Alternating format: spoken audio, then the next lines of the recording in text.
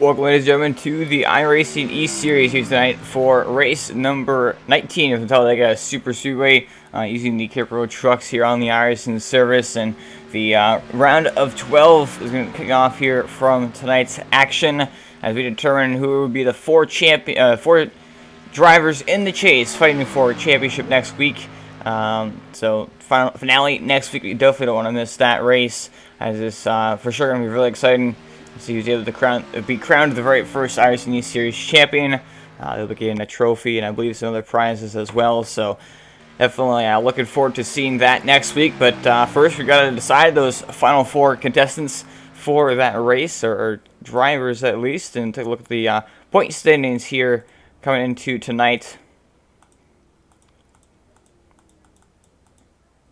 As these guys, they might be setting grid up here, but the chase standings coming into tonight's race. Chris Pair won last week at Daytona, so he moves into this round with 10 bonus points, 10 more points than everybody else in this field here tonight. But he's still not out of the question of being, taken out potentially. It's very high possibility, and it could happen at any point. Being at these plate tracks.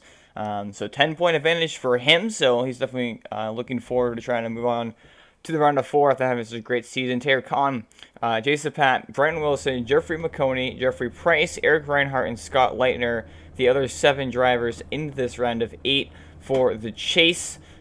So everybody tied at 3,000 points besides the driver of the 38.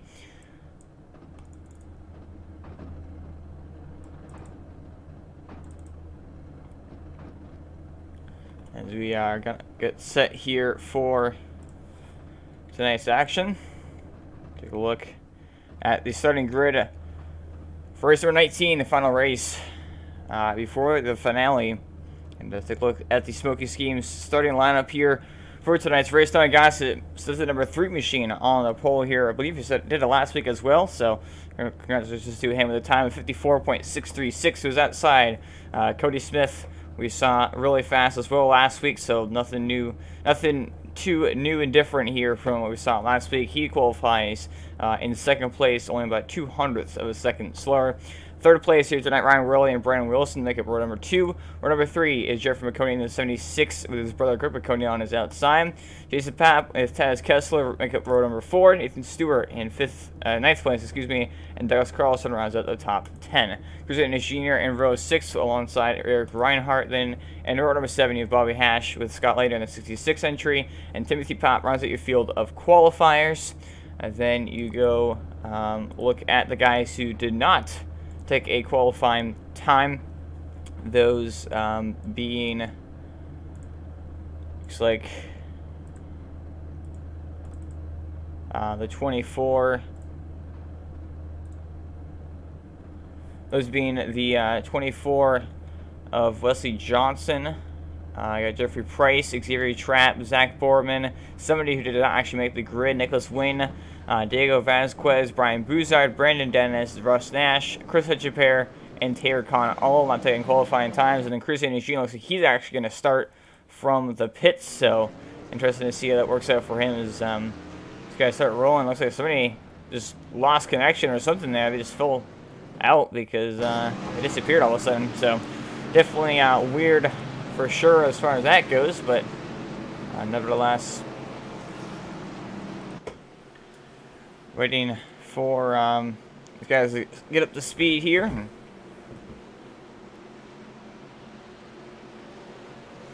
65 miles an hour is the pace car speed for tonight's action. Let's look at the track information for Talladega Super Speedway course. If you don't have to memorize it now, I'm not quite sure what you're doing in your life, but track length is 2.65 miles. Track temperature currently is 75 degrees Fahrenheit, located in Lincoln, Alabama, even though it says Talladega. Then the weather there for today's racing, 66 degree air temperature, so almost as cold as you can possibly get here in the iRacing service. Wind direction is to the north at just 1 mile an hour. Humidity is at a whopping 1%. Fog at 0%, and clear and sunny skies for racing.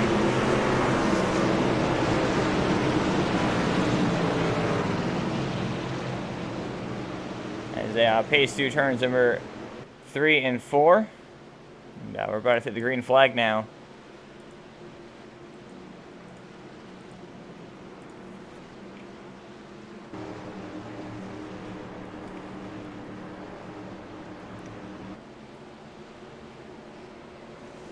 So make our way off of turn number 4 down the front straightaway. The pace car makes its way down onto the apron before we're going to pull off into the pits. And Tommy Goss is leading the field to the green flag. As we get set for some racing here tonight, determine who goes on to the Final Four and fight for a championship next week from Daytona. This one, knowledge, go through the tri-oval. Will come to around to get the green flag. Green flag's gonna wave here from Talladega. Lap 1 of 70 is underway. Run of 8 also underway as we determine the championship for Tommy Guys with a great jump, getting pushed there by that 26 Ryan Worley. They both actually get cleared the outside lane already. Might just see Cody Smith, jump down in front of that 76, but looks like the gap's now already been filled as Jeffrey McConey and Jason Packman fill that gap on the inside as they continue to get up to speed here and down the back straightaway. Just falling now up into 4th gear and almost up to full speed as you go on board now with the driver of the 26, if it'll work.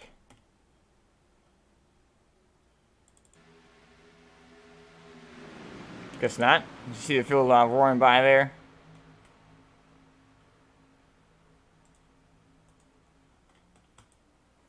Huh. Alright, there's the 26 round really pushing that Sim 2 Series Chevrolet on the inside lane. Now Jason Pop's gone to the outside along with Jeffrey McConey, and looks like we have a 3-wide battle behind these guys.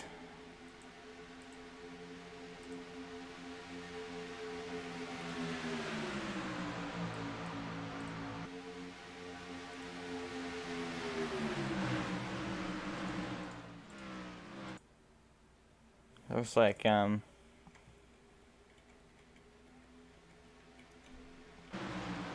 sure. Just recently I started using the timing screen for ATVO, and I guess it has some certain glitches, kind of weird. But anyway, telling the guys, so the first 2 laps here so far for Talladega is coming across that finish line to pick up another one.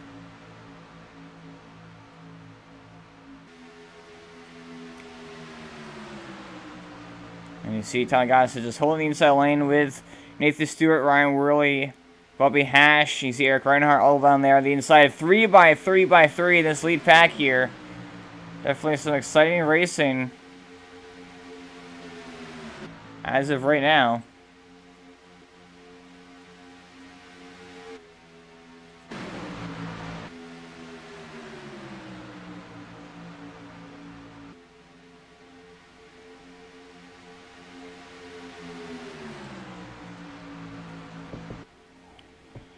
As you see now, coming through the trial roll, first 3 wide behind him, as Nathan Stewart looks like he's going to try to make a run now to the outside, getting pushed by Jason Papp. Here comes Greg McConey, and pretty much all of McConey Motorsports on the outside. There's some contact there with somebody. Somebody got on the outside wall, it looked like. Couldn't quite tell who that was. May have been the 38. If Chris, if I remember, coming into this race, those 10 bonus points. We still have that 1 fast spare. There's a 3 wide now for the race lead. Nathan Stewart jumps up to the top side. I'm not sure if that was just out of his own choice, if he kind of got pushed up there by Jason Papp or not, but he's going to jump up to the outside lane now, and looks like now the outside's actually kind of deformed and gotten separated. They've kind of fallen back in line to the inside lane, or the middle lane, I should say, so that's going to knock Nathan Stewart all to the back of this pack here, unfortunately.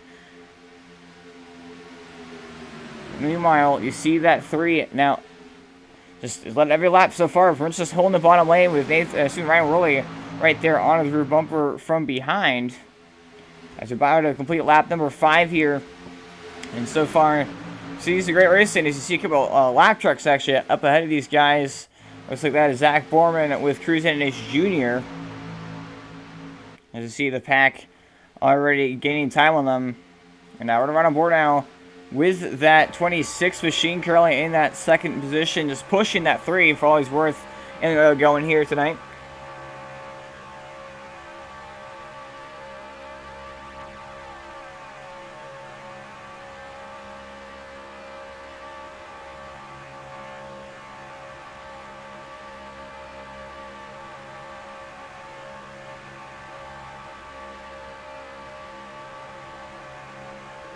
And you see up ahead of them, up ahead of these guys, Cruz Jr. and that 10 of Zach Borman have actually separated from each other. Now they're going to go one on the outside, one on the apron. It's going to be a little bit dicey as they go through this field. I'm curious to see if everybody's able to make it through and not have any sort of issues as far as trying to get around these guys and maneuver. It's like Zach Borman's gotten back in the line. Nathan Stewart, or excuse me, Chris Jr. on the outside wall almost hit Nathan Stewart trying to get off the wall, but so far so good here from Talladega. He's going to fall a lap down with Zach Borman down. These two guys are going to be side by side battling for the lead lap, but meanwhile, Ryan really looks like he's going to try to get a lap led the first lead change here tonight. He's going to get pushed to the outside. He finally got off the rear bumper of Tommy Gossett, got pushed by Jason Papp, and now he moves himself into the race lead for now with Tommy Gossett now behind him. But now with Tommy Gossett, he wants to play a little bit of leapfrog, jump back to the outside, get pushed by Jason Papp as Bobby Hash goes up to the rear bumper now of Ryan Worley and tries to push him.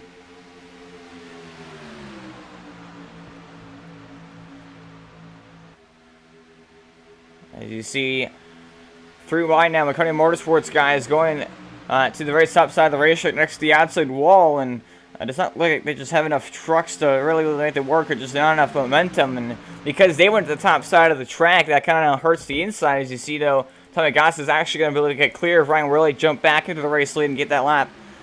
Get that lead right back. We see now the McConaughey Motorsports guys on the outside with help from Nathan Stewart, or help from Cody Smith. Getting a pretty big run now. It's actually, I forgot to mention, or I just remember that Nathan Stewart and Cody Smith are actually a part of that team. So that's all McConaughey Motorsports up on the outside together.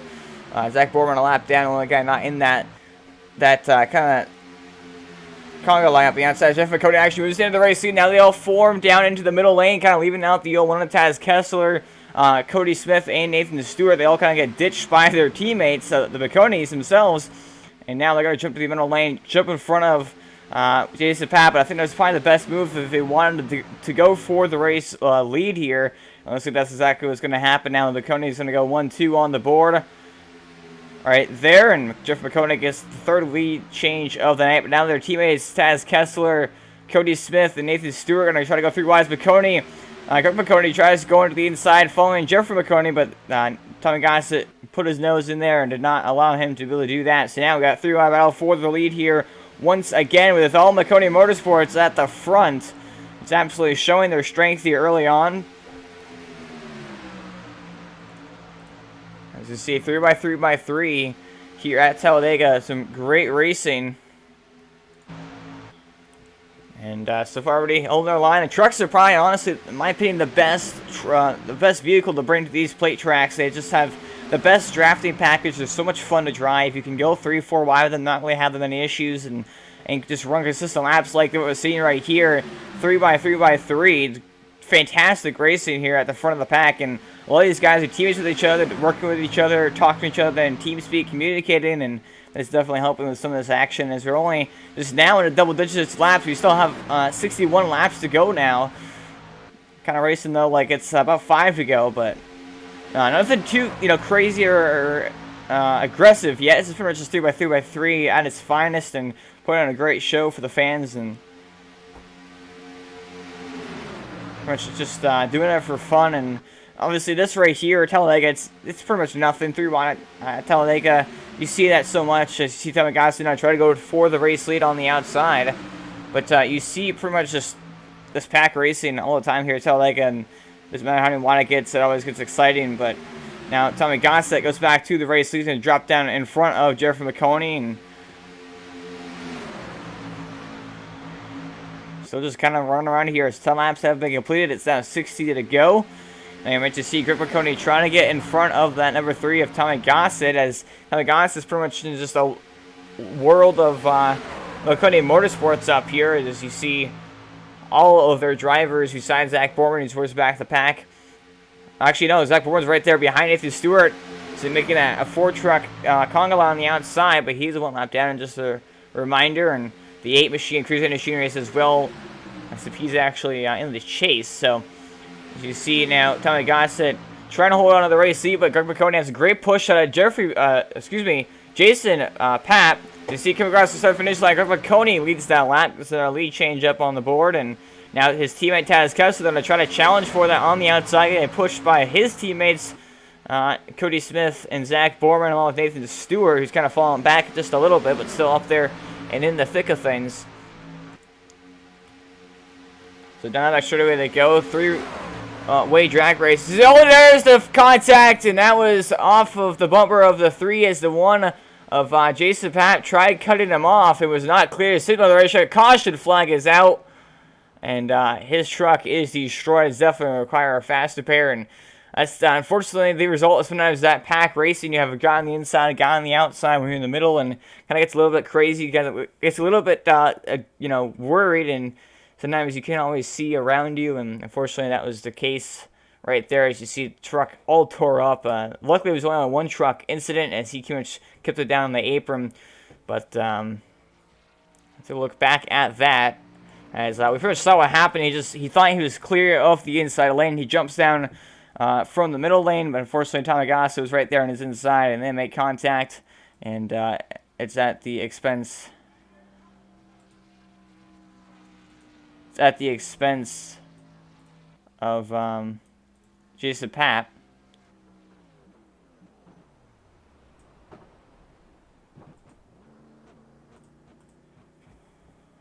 So I'm going to take a look back at this now. I'm going to take a look now from the chopper camera.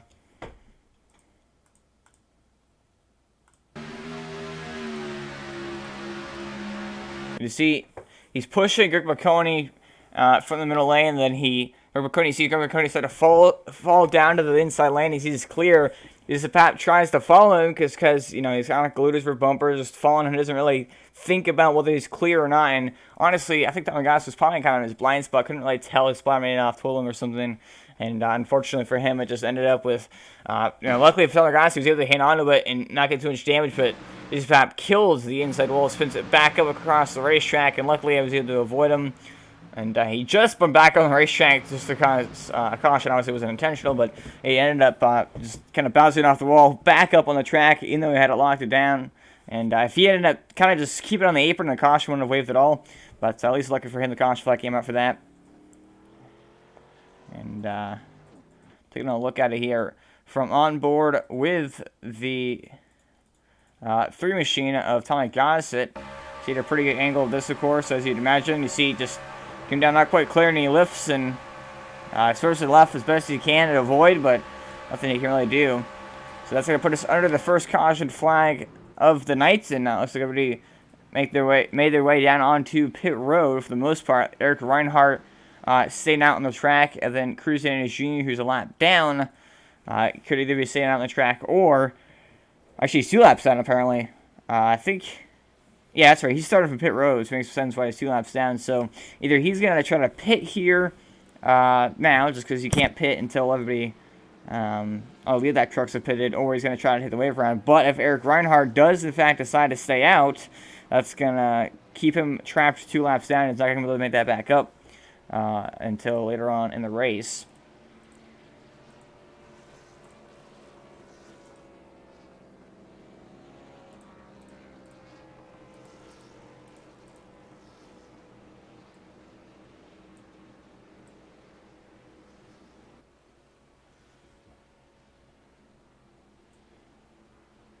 Got on lap number 14 of 70, and just pacing the caution flag. Aaron Reinhardt, your leader. I think we'll look quickly at the chase standings here once again. As you see, such a pair with 10 bonus points. You have Taylor Kahn, Jason Papp, Brian Wilson, Jeffrey McConey, Jeffrey Price, Eric Reinhardt, and Scott Lane are all tying points at 3,000. So my apologies. Cruz Sanders Jr. is not in the chase. So you look at where all those drivers are running. It looks like the highest one out of all of them is, in fact, Jeffrey McConey currently sitting back in 4th place. So it looks like Cruz Sanders Jr. is going to be forced to head down the pit road. Eric Reinhardt actually is going to pit with him, so I guess he just decided he's going to pit anyway. But the highest chase driver currently is Greg McConey. Jeffrey McConey. As he's now up to 3rd place because of that. And then you get down to So he's kind of sorting out because of the pit stops. Then you get down to, it looks like the next highest chase driver is Jeffrey Price back here in 10th place. Let me just actually, might as well do this. Might as well do this. I'm going to minimize that. Put it in the bottom corner of your screen for now. And then, so if your Price currently is sitting in that 10th position, then the next chase driver right behind him is Scott Leitner in that Valentine's Day paint scheme, showing off the fact that today's the very first day of February, so nice change up of paint schemes there for the 66 machine. Then right behind him, you see the one machine, Jason Papp. He is the next chase driver. And then you go back to Taylor Khan, a few spots behind him in 16th place.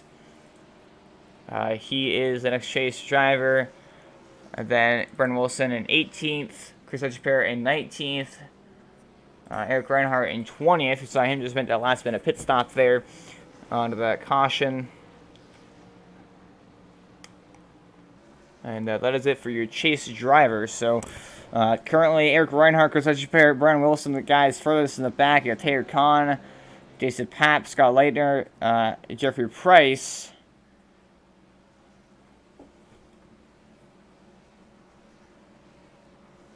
But then the highest chase driver, the only one actually in the top 10 besides Jeffrey, is currently in P number 10. That is being Jeff McConey in 3rd place. With all his teammates up here, you got Taz Kessler, you got Greg McConey, his teammate and brother, you got Jeffrey McConey, Cody. Actually, the top 5 is all McConey Motorsports.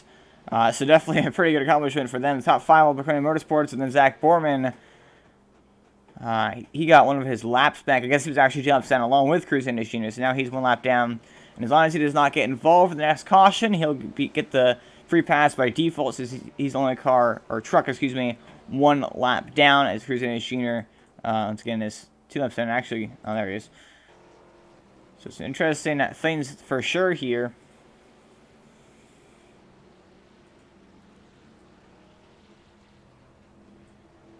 As we get the 1 to go signal, pace car lights are out.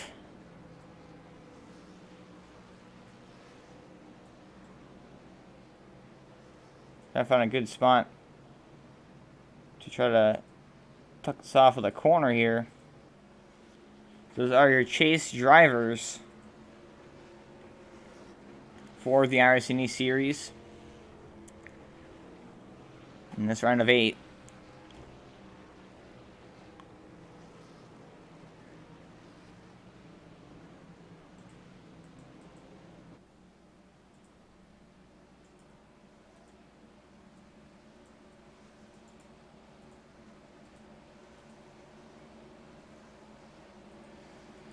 So Taz Kessler is out in front of the field with all his teammates lined up behind him.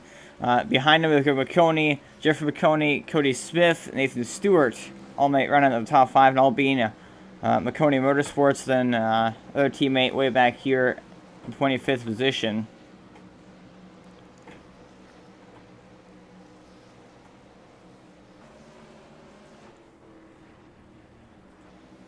As you see, the whole field of trucks still in this one. Only Jason Papp in the number 1 truck was involved. So he's been pretty much good to go. Uses fast repair. Truck is all clean and good. You're able to make it back to pit road, so no need to worry about losing a lap for towing or anything. But now, one downside is that he's the only chase driver currently without a fast repair, so definitely going to be a downside for sure. And we're going to see how it plays out for him. As pace car rolls off of turn number 4, and I'm going to put this field to the green flag here once again. As the iRacing.com Fisher 4 Mustang pace car makes its way down onto the safety of pit lane. And we're going to get set for the final 55 laps here from Talladega. As it's the McConey Motorsports top 5. Followed by a lot of guys that we've seen be really fast all season long, and ever since they joined this league a few weeks ago or so. As Taz Kessler gets the green flag, and the field is back underway here. Talladega, as they cross the finish line to complete that lap number 16, gives us 54 laps to go, and now It's all about who goes with who. Jeffrey McConaughey looks to the inside already. 3 wide on his teammate Taz Kessler. Remember, Taz Kessler not in the chase. Only guy on that McConaughey Motorsports team in the chase is that 76 Jeffrey Price. Jeff McConaughey. So I'm not sure if that was a communicated move or not. He just got to make a move to the bottom, but now he's getting pushed by his teammate. Well, one of his teammates, David Stewart. As you see now, Tommy Gossett go to the middle. There's a huge gap as the McConaughey Motorsports outside lane freight train continues once again. As Tommy Gossett had nowhere to help him right there, so he's going to fall back in the line on the inside. As you see, Jeff McConaughey now out front with his teammate Nathan Stewart behind. You see now Ryan Worley and Tommy Gossett have been working together a lot of this race so far. Will they pull out and make a move as well? It looks like Tommy Gossett made that move out. Ryan Worley will not follow him, but now Taz Kessler gets behind Tommy Gossett. Will he try to push him? Will he go to the outside and take a 3 wide? Just what I'm guessing he's probably going to do, since he has 2 of his teammates right there behind him. Looks like he's actually going to push Tommy Gossett, so trying to push that 3 machine as you see. Wait, and there's a gap in the middle.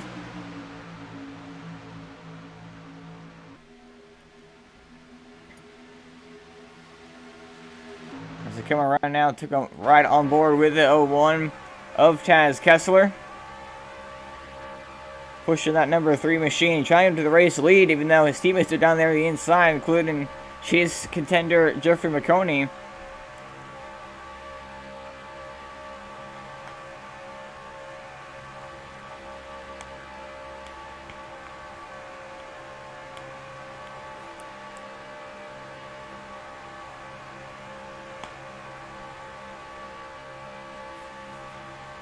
But I'm not sure where they go.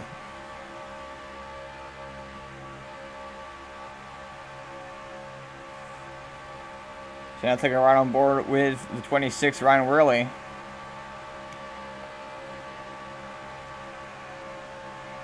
And we have our gyro cam here with the number 12 of Greg McConaughey. Right on board here at Talladega Studio. Look at how much banking there is. We're on this 2.65 mile track. You see some shakiness up at the front. Looks like Taz Kessler. Looks like actually all these guys got clear the inside lane, dropped down, but now Tommy Gossett pulled out of line to try to make a run at the outside. Got ditched, of course, because of the fact that they're all teammates on the inside now. As Tommy Gossett is now pretty much going to fall to the back here with no drafting help.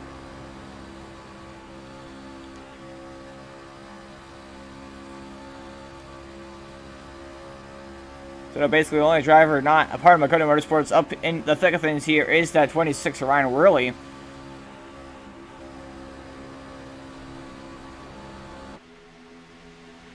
As you see Ryan Worley still up here in that 3rd position, and then we saw 3x3x3 earlier in the last run around this part of the run, and pretty much the entire run actually. Now it's just single file at the front. I've been kind of saying pretty calm, pretty easy, no need to push it too hard. As you see Jeffrey Price now going to the outside with Tommy Gossett, but there are only 2 trucks up there, so I don't think they'll really do much, and they're also kind of separated apart from each other. As you see Taylor Khan now continue to look to the inside. 20 laps have been completed, 50 laps to go now from Talladega.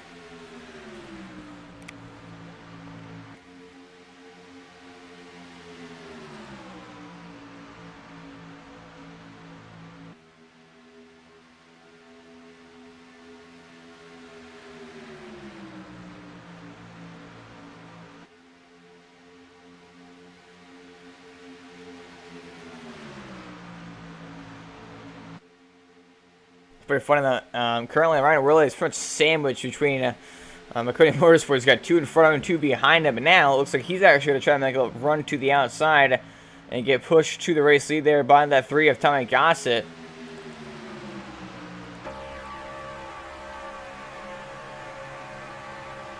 So it looks like he was in that 3rd spot on the inside. Like it's a huge run off turn 2 that Sugar, which is where the outside lane excels. Gets clear of the inside. He's jumped down there most likely. As you're going to probably see him jump down as he's clear. Indeed he does. So solves that pretty quick and easy. Is Jeffrey Price now going to push Tommy Gossett. And our Jeffrey Price and Ryan Worley, they are teammates. And Jeffrey Price a part of that chase group of drivers. You see Jeffrey Coney got all sorts of squirrely back of the pack there. Or not back of the pack, but back right behind the leader. And now that puts Tommy Gossett back into the race lead where he started this race from. Now Jeffrey Coney getting pushed by Eric Reinhardt. And Taylor Kahn right there behind him. So a lot of chase drivers now finding the way towards the front here. As Jeffrey Price, Ryan Worley, Jeffrey Price, Eric Reinhardt, Taylor Kahn, all chase drivers. Xavier Trapp now going to go 3 wide through the middle though, and try to get himself up here. And looks like he's gonna ditch Taylor Kahn and knock him out of line.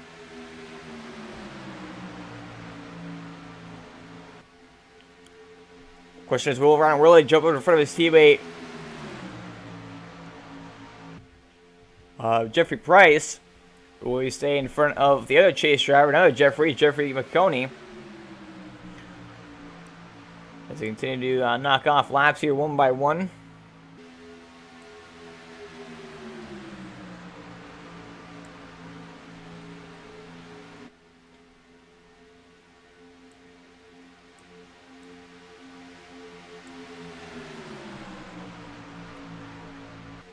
It looks like Xavier Trapp actually went it 3 wide on the outside, but I'm not quite sure how it's going to work out for him. But he's going to pretty much ditch him. As the 80 there, Vasquez will. And looks like now Xavier Trapp actually going to be able to get lit back in line now by the 80. So pack starting to tension up a little bit here once again. It's kind of gotten racy. He's getting us to look from the eye in the sky. The chopper cameras. Gosh, the flag is out. He's out for, I believe, Wesley Johnson, the 24 machine. Looks like he's gone around. He got a truck behind him there. Brandon Wilson, one of your chase drivers, his engine is blown. So another one of your chase drivers, another guy out of the Dipstick Racing field, garage. Looks like he has got involved in another crash. And it's going to take 2 chase drivers now out of having the fastest pairs to save them. So we'll look back and see what exactly caused that, of course. As I'm going to take a look here now and see what started that all. It looks like Chris Jr. actually was 3 wide on the outside and got into the outside wall. We saw him do this earlier when he was going a lap down. He kind of drifted up the track, hit the outside wall a little bit. That's all it took for him to get caught in it. And then he kind of comes down. He comes off the wall down the racetrack into Brandon Wilson. Brandon Wilson gets knocked all the way down into the 24 machine of Wesley Johnson. And nothing, neither one of those guys could have done right there. They're pretty much just along for the ride. Chris Echeverry just barely make it through that crash. Definitely going to take a look on his onboard and from other angles as well, because that was an amazing record one shot by Chris Echeverry, and kind of just lucked into it a little bit. Take a look now from the chopper camera. See the contact. You see one actually looks like Chris Echeverry ended up getting to the side of the 90 of Nicholas Wayne. You see right here, just probably goes low to avoid, and Wesley Johnson almost clips the back end of him, but not quite. And we're right on board now with the 501 of Brandon Wilson. It wasn't even quite 3 wide. It was kind of actually 1 wide, 2 wide, and then just kind of got knocked off and kind of hit the wall, then pull off the wall. And unfortunately, the 501 and the 24 was on this inside and caused them to both get pretty much taken out. But not sure. I believe Wesley Johnson did in fact use a faster pair because his truck was pretty beat up. It looks like he did in fact do that. So Wesley Johnson and Brendan Wilson both using a faster pair. Chris Ennis Jr. looks like he is on pit road using a faster pair as well. The truck is perfectly clean. So that's those 3 guys faster pairs down. That's 4 guys now without a faster pair left in this one. And it looks like Eric Reinhardt now is the top of the board. And of course, obviously with that, top of the rest of the chase drivers is Jason Pop, the next closest, right there in third. We're taking this up to tonight. We're going to our first commercial break. We're right back after these short messages for the final half or so here from Talladega.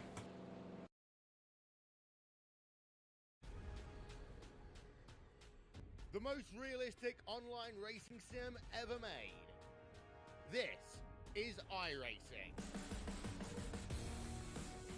Detailed laser scan tracks, fully dynamic real world cars, and over 50 series to choose from.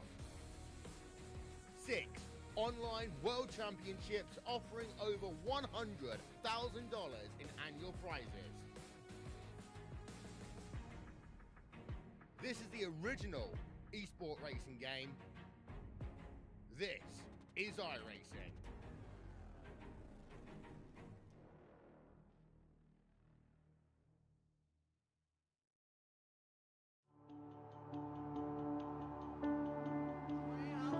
Is $10,500 richer. Two-time NASCAR. Is your 2013 NASCAR iRacing done? It's going to be Humpy winning the race, and it's going to be Conti taking away his first NASCAR. 2017 NASCAR Beginner Free Series Championship to Ryan Luza. The young fella is a four-time champion of the NASCAR Beginner Free's iRacing Series.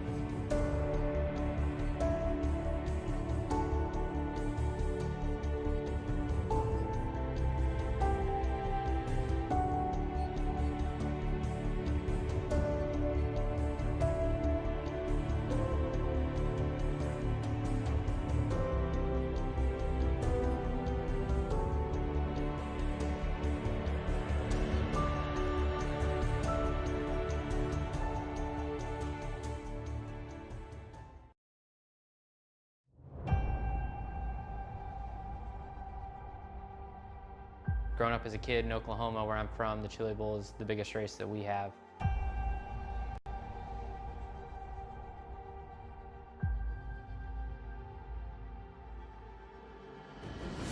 The Chili Bowl has kind of been my favorite race of the year.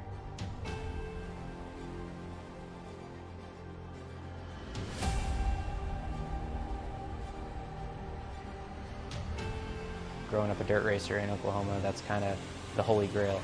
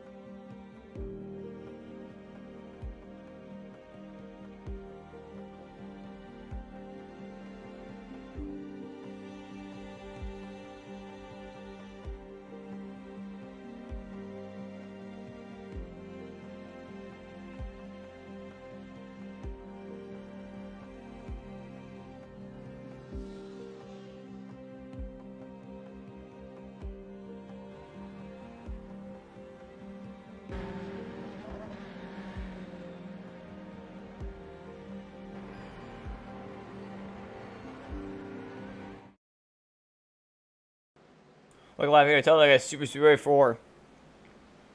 Race number 19. And the chase race round of 8 here. As the pace car rolls back onto the safety of pit lane. Talladega going to lead the field to the green flag. As we get set now. Jeffrey McConey, actually, excuse me, is the race leader. I believe, just selected the outside lane. So come through the trial hole and back to the green flag. There it is, green flags waving here. We're backing away from Talladega. So see now Chaz Kessler right there on the rear bumper of Jeffrey McConey to push him out to the race. Anthony Stewart did not get going on the inside. Remember, the teammates working together. Douglas Carlson chops him right there. Trying to get a push off of the 13. So 1 and 76 teams working together now. Nathan Stewart jumps up to the outside to get around to the 29. Douglas Carlson sending to Stewart. And we have those teammates, McConey's. Has Kessler as well. As you see now, Wesley Johnson through on the outside. He does actually not have a fast pair left after that latest caution flag. So he's up here without his teammates currently at the moment. Without a faster pair and looking to try to work his way to the top 5. Though by himself on the outside trying to side draft. As you see now, Jeffrey McConey gets clear. He jumps to the inside. And now Titus Kessler actually is not going to push him. However, his other teammate Nathan Stewart will. So now it looks like Wesley Johnson going to get in behind the 01 of Titus Kessler and stay in front of the 84 of Xavier Trapp. So they come off turn number 2 down by straightaway once again. And already now Xavier Trapp looks to the inside, trying to go 3 wide. As the gap kind of opened up for him there. As you see some blocking going on between Wesley Johnson and Taz Kessler. Taz trying to throw the blocks there. He gets turned. That's going to take out a lot of the field. There they all go. And got trucks flipping over. It looks like Brian Broussard just barely made it through right there. I'm not sure that they look and analyze who made it through. Did not. Looks like Timothy Pop. He is all tore up here.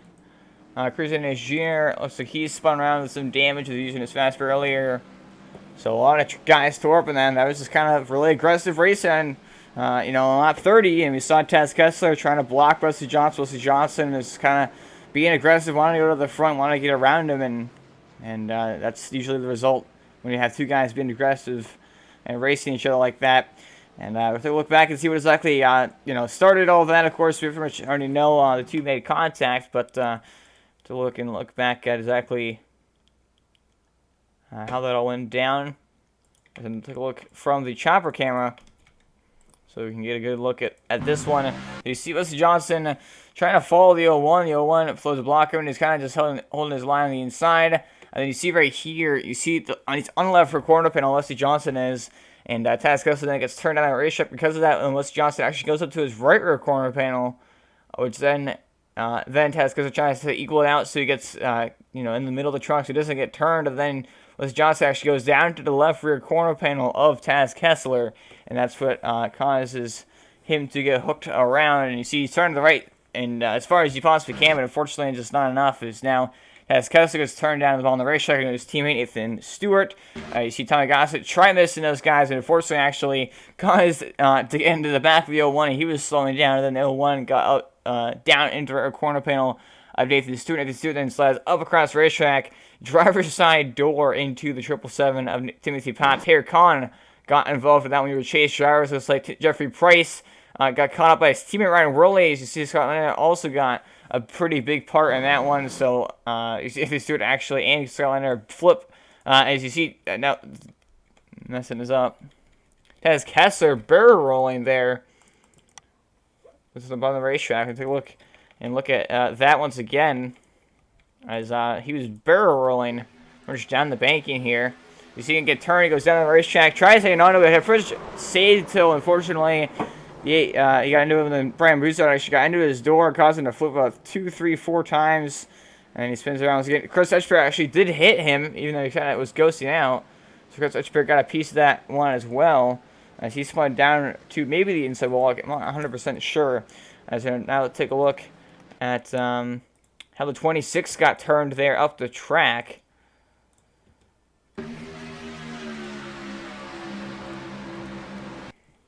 As you see the carnage all taking place, he dips low to go on the apron, then he realizes his mistake.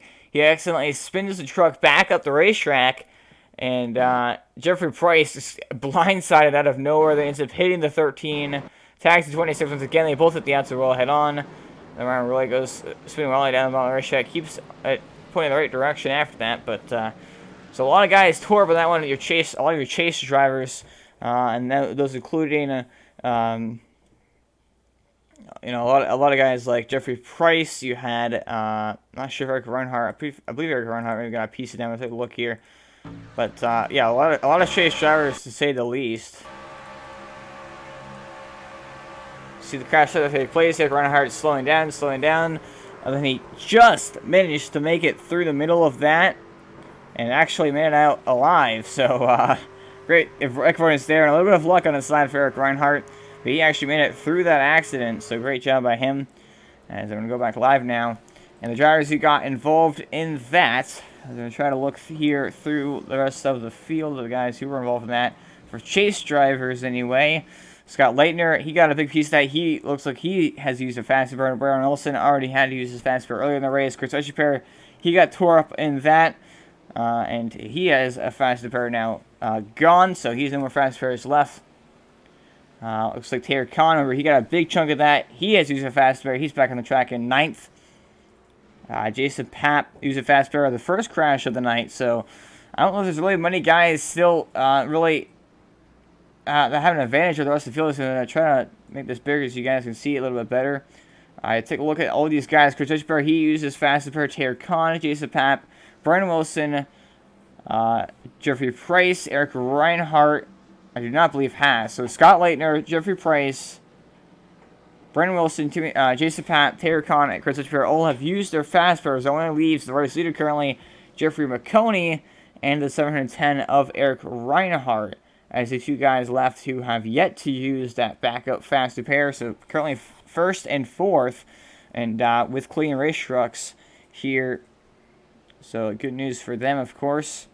And I'm going to be interested to see if they're able to keep that for, you know, if they're to do that and for how long, as they're not even quite halfway here in this one. And I've already seen 3 cautions come out. And all but 2 of your chase drivers have been involved with them and had to use that backup fast repair. So it's going to be all mighty important to see who's able to save that for the longest. But we're going to take this opportunity now to go on another commercial break. But we're right back after this one for what will be the last half of tonight's action from Talladega. So you don't want to miss it. We're right back after these short messages.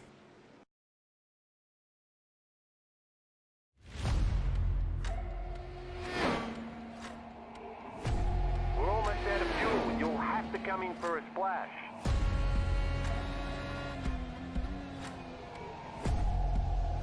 Three, two, one, now.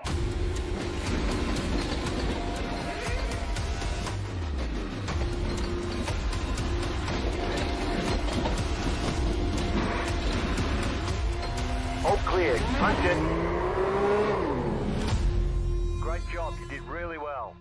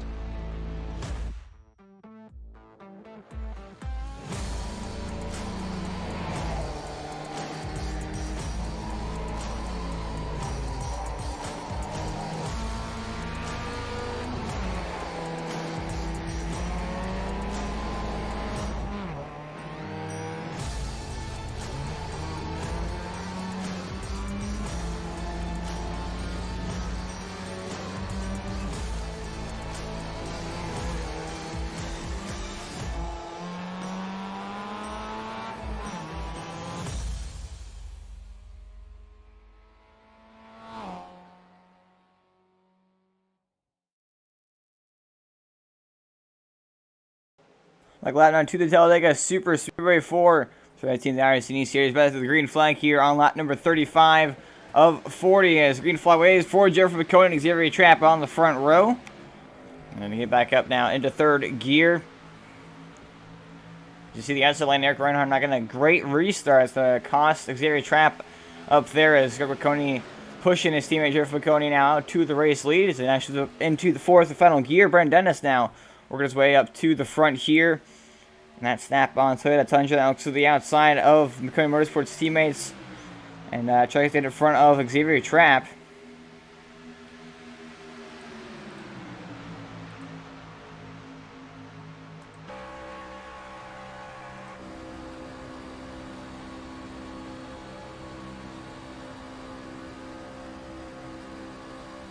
As Brendan Dennis trying to side draft up on the top side now. He doesn't have much help as Xavier Trap's trying to get that run in behind him. It looks like now he's finally able to get that done. And try to push him as we're exactly now halfway in this one to cross lap. A stripe lap number 35 is complete. 35 laps to go now from the Talladega Super Speedway. The race summary here so far. We've had 35 laps completed, 35 laps to go. 14 lead changes. The number for tonight's race. Only 3 caution flags so far. As that 95 and 84 were pretty well together up the outside. A couple of Toyotas versus a whole bunch of Chevys on the inside. But unfortunately for them, they don't have the help they need. And Xavier Trap not like side drafting like he needs to be able if they want to try to get up to the race lead.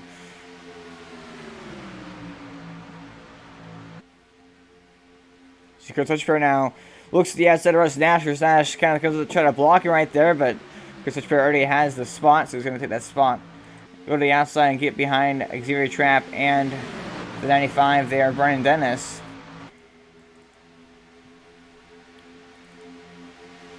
You see this pack back here towards the back. Definitely pretty bunched up.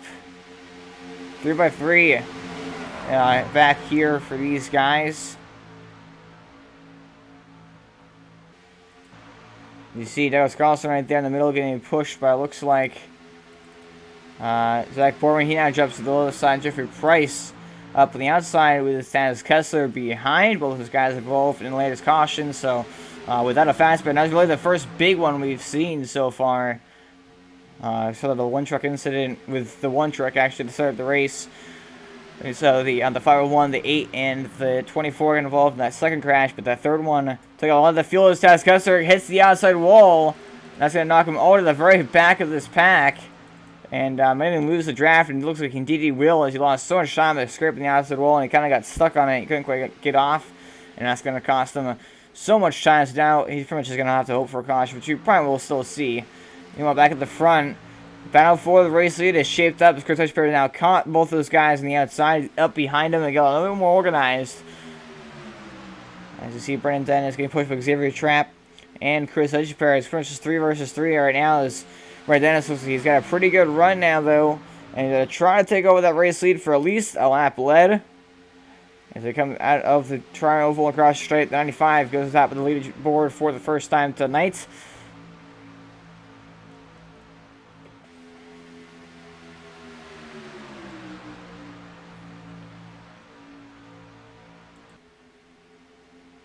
This is coming off of turn number 4, turn number 2, down by straightaway. So just a drag race pretty much between these this inside lane and this outside lane, but behind it's a pretty big pack. You see the through line there behind these drivers in the front.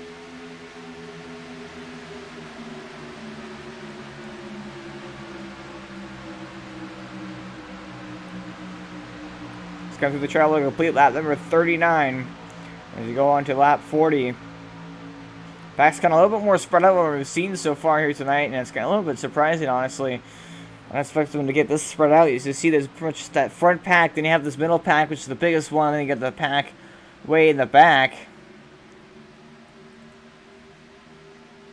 Kind of just 3 or 4 trucks kind of just scattered around. It looks like Les Johnson's actually put it behind the wall.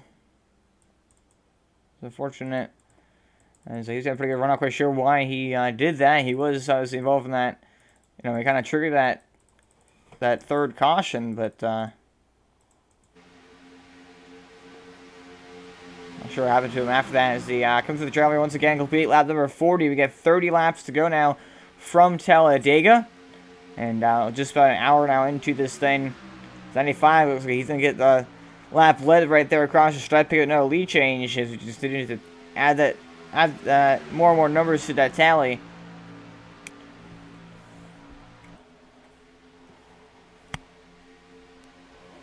Oh, and a truck spin in the back.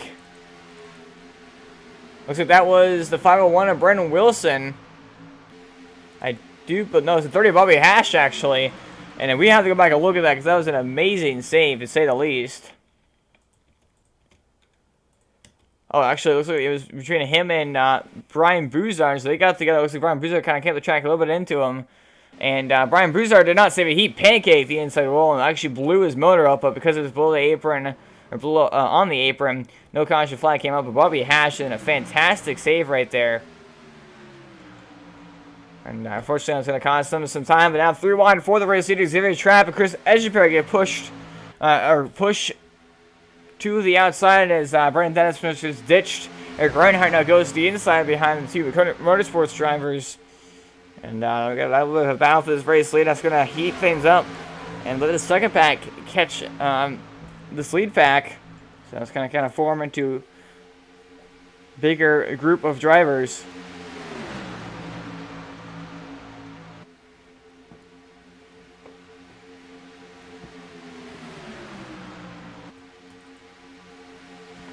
David Trapp and Jeffrey Coney have a drag race across the start-finish line. Looks like that's going to go to the 76. You know, get another lap led after, I believe he's already led the most on laps here so far. So look at that. Looks like he's led 17. And I do believe that is the most of anybody in this race.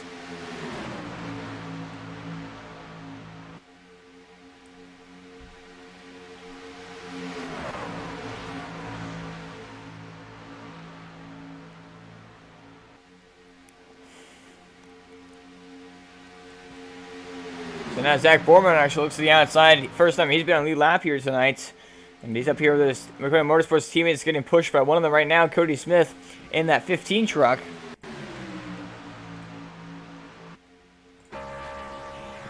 Number 15 Napa Chevrolet Silverado. So McConey Motorsports the inside with Jeffrey and Greg. And then you have Cody Smith there pushing Zach Borman on the outside.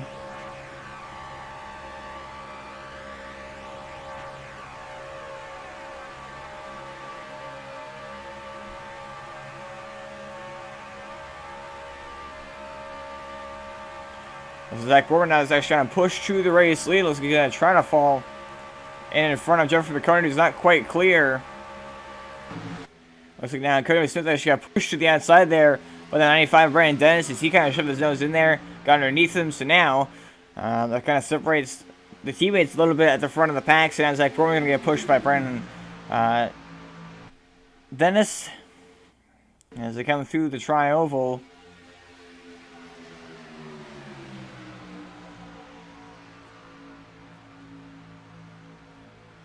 76 going to try to hang on to it. Zach Borman looks like he's trying to go for the race lead as well. It's almost Mikasa right there off turn 2, but they keep it off of each other.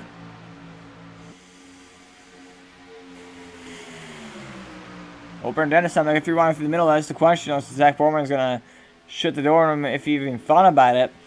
As they come through turns number 3 and 4 here.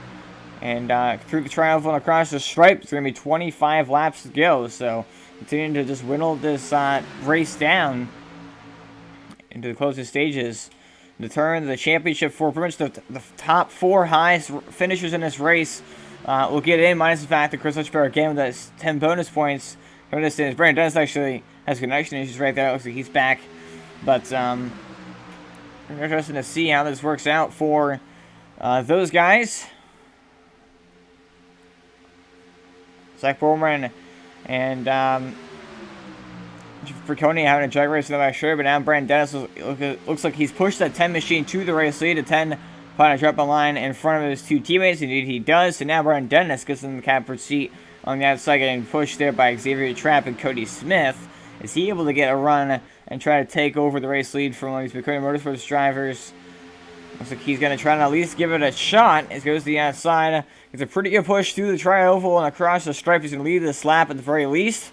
I believe he's also going to get clear. Indeed, he does. So that Brendan Dennis and Xavier Trapp actually get a huge run. They both get clear, it looks like.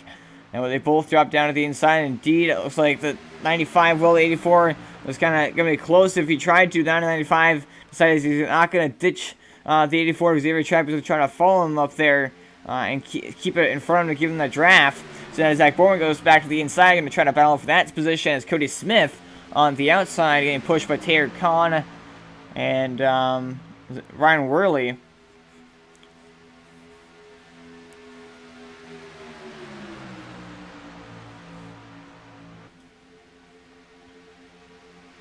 As it looks like now they're going to try to fall back in line, as that was not going to work. So Brandon Dennis holds on to the race lead for now. Xavier Trapp, though, looks like he might get clear of Zach Borman. He might try to make a move where they follow each other down low.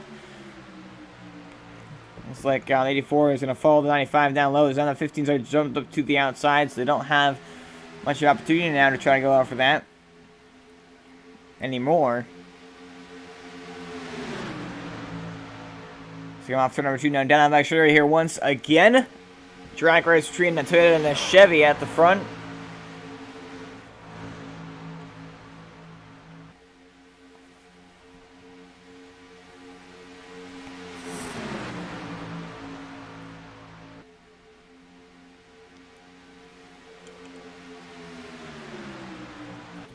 It's a pretty good push down by the 33 Krispy Kreme at Chevrolet, driven by Taylor Kahn, one of your chase drivers, and the current highest chase driver. As looks like they're gonna get a little scored though. Cody Smith actually kind of went up the track a little bit, coming across the stripe, but still hold on to things for now.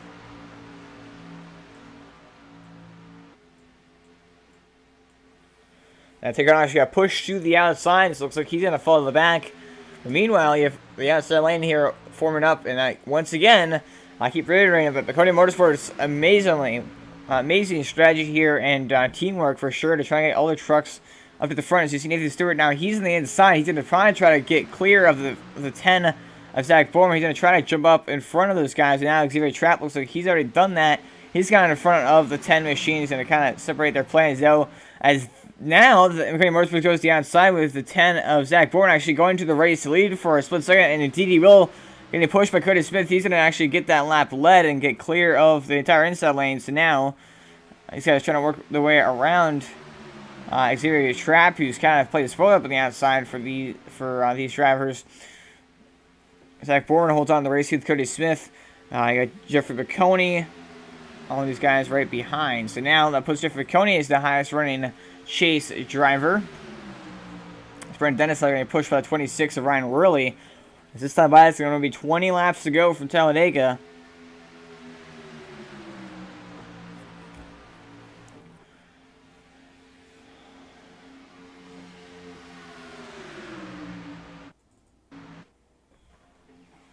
This is drag race across that finish line. 95 though might have the tank to try to fight back last second. Indeed he does. Zach Borman gets that lap led.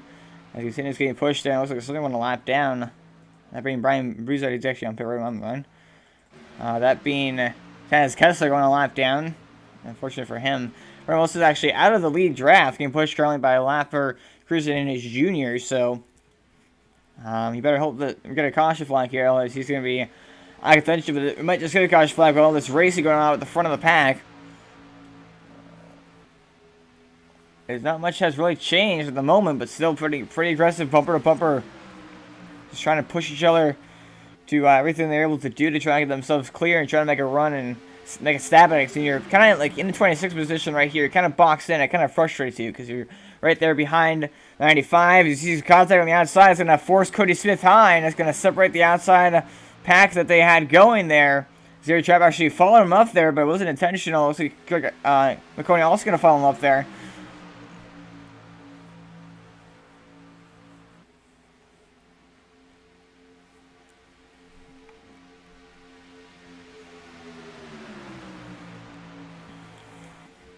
So that's 3x3x3 for about 4th, 5th place.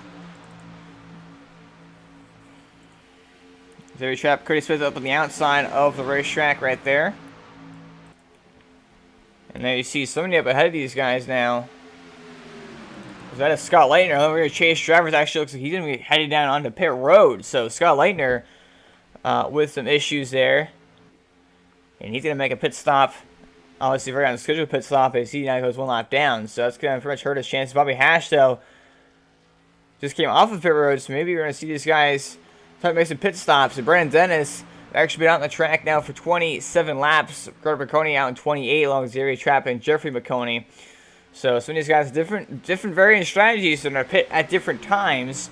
As it's 3 wide though for the race leader. Zach Borman kind of got pushed out of line. And now Cody Smith actually getting pushed by Xavier Trapp all by themselves. They're, at least the 15's actually going to get clear as he's going to try to fall in line in front of his teammates, but he doesn't want to leave the guy who just helped him out to that spot in the first place. But I don't think he really has much of a choice, unfortunately. As they come through the short shoe here once again. Now the question is, will fuel be of concern when these guys all have to pit, or some of these guys who pitted, 7 or 8 laps later, be good to go, as we have just 17 laps to go now from Talladega. We're interested to see in about 10 laps if some of these guys start to head down pit road, and if that is the case, then that means that guys like Cody Smith, Ryan Worley, Zach Borman, Nathan Stewart, Taylor Kahn, and others can make it the rest of the way on fuel. So, can be pretty interesting for sure. As 15 and holds on to the racing now for now, getting pushed there by his teammate Zach Borman and Jeffrey McConey right there behind. Jeffrey McConey right there behind. Question is, will these guys have to pick? So I do not believe they can possibly go 40 laps on a tank of fuel. That's not possible here at Talladega and the trucks, the fuel that they currently have. As it's going to be a drag race, though, across the finish line for this lap. Looks like 95 is going to get it just barely. Couldn't quite tell, honestly. Looks like by 3/100ths of a second. Brandon Dennis may have actually gotten that one. I'm not quite, honestly, 100% sure. It looks like it actually showed Corey Smith at the top of the leaderboard, so never mind. Corey Smith looks like he got that one, just barely, though. So make sure that they go into turn at number 3 here. They're going to have 15 laps to go this time by, and also be, for a lot of these guys, the 30th lap on this stint, or this run, whatever you want to call it. So, it's interesting to see once again, when these guys do pit, who has to pit, who does not have to pit, if that's the case, if nobody has to pit. And if we get about 7 or 8 laps to go, and a couple of these guys are trickling down on pit road, like the guys who now, just got 30 laps in this run, you're going to see some of these guys start making on fuel, which is going to be super exciting to see a fuel mileage Talladega race to make to first finalize the championship 4. It's going to be absolutely crazy. But currently, Brandon Dennis holds on to the race lead. Corey Smith, though, challenging him for that, trying to take that back. Let's go through turns number 3 and 4. Run on board now with the driver of the 95.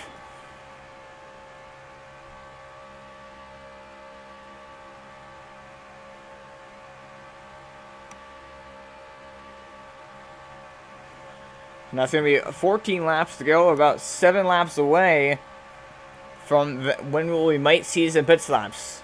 And it's, like I said about a million times, it's going to be very exciting to see what's going to happen there. Let's take a look at the race summary here so far. 56 laps completed, 14 laps remaining. We've had 24 lead changes, a pretty good number for just a 70-lap race at Talladega. Put that in perspective, 188 lap race in real life at Talladega in the Cup Series. The highest number of lead changes ever was 88, done twice actually, back-to-back years. So definitely going to be pretty interesting to see if we can get anywhere near that number in one of these races. Of course, 70 laps, you could theoretically get 7 different lead changes. As you see, now here comes Brandon Dennis down onto pit road. He's locking it up, trying to get it slowed down. Looks like he's going to get it slowed down in time. So now Brandon Dennis, one of your first guys coming onto pit road here with just about 14 laps to go. Actually came out of the race lead as well. So interesting to see how that works out for him, as he looks like he may have lost the draft there and nobody else pitted with him. So Brandon Dennis making a pit stop, and now Xavier Trapp actually Jeffrey Price, he's down on the pit road along with his Pat Soon. These guys were in that second pack from behind. So Jeffrey Price actually, has to let this guy's by to get into his pit stall. It's going to cost him some time. Timothy Papp actually sitting there with a blown engine for some reason. But, so you got Jason Pat, Douglas Carlson on pit road as well. Russ Nash, Nicholas Wayne. It looks like Jeffrey Price is done in a way off of pit road. And so these guys may be taking some tires. So now Cody Smith on to pit road along with pretty much your entire lead pack. It looks like Ryan Worley and others going to stay out, but now Cody Smith going to head down on the pit road along with Taylor Kahn, Jeffrey Baconi, Nathan Stewart, Xavier Trapp, Zach Borman, Greg Baconi, all making the pit stops here now. Chris Fisher had a really... Oh, Chris Fisher trying not to spin the truck because we've on old tires. He's actually really hanging onto it, though. And he's back going and underway. As there's the rest of the guys going off of pit road. Cody Smith off pit road first out of that group. And now the top three, Ryan Worley, Eric Reinhardt, and Taylor Connell left the pit. Will they pit this time? And looks like they will, in fact, make their way down onto pit road. So now, this time by, it's going to be 11 laps to go. 26 going in pretty hot. Looks like he's going to make it in time. Maybe not. He got almost spun a truck under braking, so he may have been speeding there. I'm not 100% sure. So that's going to be interesting to see who got grouped up with who. It looks like Cody Smith. It looks like pretty much all of these guys, Cody Motorsports, got grouped up together. Brandon Dennis was able to latch on with Cruising and his junior to tide over until he got back into the lead pack. So now, at the moment, it looks like the 95 is going to go to the race lead once all of these guys finish their pit stops. Ryan Worley, still in his pit stop. Taylor Conn going to come off. Looks like he wants to take gas and go. So I'm not quite sure. While a lot of these guys are taking tires, it's just not practical at all to take tires here at Talladega. I believe that Ryan Worley actually has that penalty for speeding on pit road, so that's going to cost him. As Eric Reinhardt looks like he took 2 tires. Brandon Dennis, he took no tires, and Taylor Conn took no tires, just fuel only, which is honestly the call that I was supposed to see here at Talladega. But now, Brandon Dennis is going to be pushed up with the 8 Cruise Danish Jr. They're planning a freight train is 33 of Taylor Conn. As Cody Smith, Nathan Stewart, and Zach Borman, the rest of the drivers, not a single chase driver besides Taylor Conn up in this lead pack. As you see the battle for the race lead as Brandon Dennis trying to hold off Nathan Stewart, but still trying to catch up to Taylor Conn. Looks like Taylor Conn's actually going to be able to hold on to it until they kind of freight train him because they're in the draft together. He is, however, kind of getting that push and that draft off of Brendan Wilson up ahead. So Taylor Conn might be able to lead this lap. Indeed, he will. Then immediately following 10 laps to go now from Talladega, Brandon Dennis. Gonna freight train him on the outside again. That huge run. Taylor Conn actually kind of stuck behind the lap truck there with Brandon Wilson. Looks like he's probably gonna make it out and miss out on the chase, unfortunately. So now, see all these guys up here in this pack. Some content, Cruising Jr., Cody Smith, Taylor Conn. A lot of aggressive racing. Cody Smith, Cruising Jr. got a little bit sideways right there, but now Zach Borman up here. Jeff Baconi back with the other Cody Motorsports drivers, or driver, if his brother. Just got a second pack back here, 4 trucks. This lead pack of about 6 trucks, a couple a lap down. So interesting to see. Looks like Taylor Conn is, if he finishes where he is right now, he's going to move on to the next round of the chase. He's right for a championship next week. It's safe to do it though, and try to look for the lead here on this 95 of Brandon Dennis. As he comes across the finish line, he's going to get the lap leg, and pushed by his teammates Cody Smith and Zach Borman. With just 9 laps to go now from Talladega, what are they going to be able to do? And this 95 pretty much, teammate list up here in the front of the pack. Taylor Conn as well. Interesting strategies, but the second pack trying to reel these guys in and trying to fight for this this win here. That's what they're looking to do. But I'm just not 100% sure, really how well it's going to work out for them. As it looks like they're way too far back to try to catch up with just 8 laps to go and they cross the straight this time by. Then look at the chase drivers. Taylor Conn currently in 5th place, the highest of the chase drivers. It's Jeffrey Baconi right there in 6th place. Chris Fisher, the 10 bonus points. He's in 9th, so he's already pretty much good on that note. Eric Reinhardt currently in 10th position, however, by himself, but he has such a big gap back to Ryan Worley. He's always by himself. I don't think there's going to really be much concern. So it looks like those are the 4 drivers who will probably move on to the next round of chase. As Cody Smith looks like he's gotten pushed to the race lead by Cruising and his junior. Not much sure where they go here once again.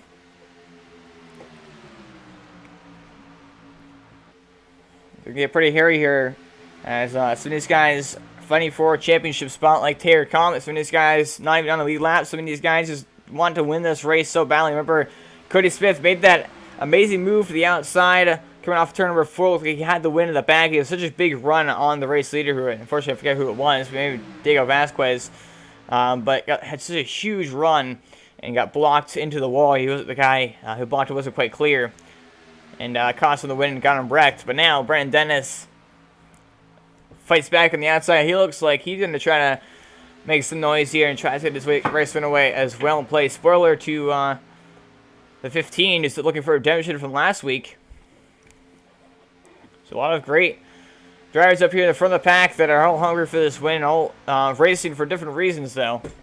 And you might just see the 33 not be super aggressive, of course. You know, being in the chase, doesn't want to tear his truck up and you know, finishing 20th when he could be finishing 5th place and get a chase spot. So 5 seconds back is the second pack. They're not going to catch in time. And Eric Reinhardt still by himself. Jeffrey Price next closest. Jason Papp right there behind him, but that gap is currently about 11 seconds. So that also not going to close up in time. Is now.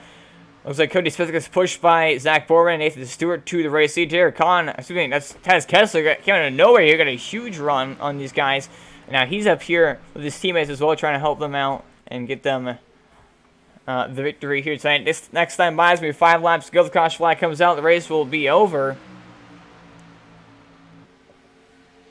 So they're kind of on the outside. You might just see the 10, the 15 drop low as they are both clear. It looks like they're going to do just that. They go by the number 90 machine there, Nicholas Swing going a lap down. And he might just try to get in this pack as well. As long as he's not too damaged or too slow, he might try to get in this pack and help his teammate Brandon Dennis.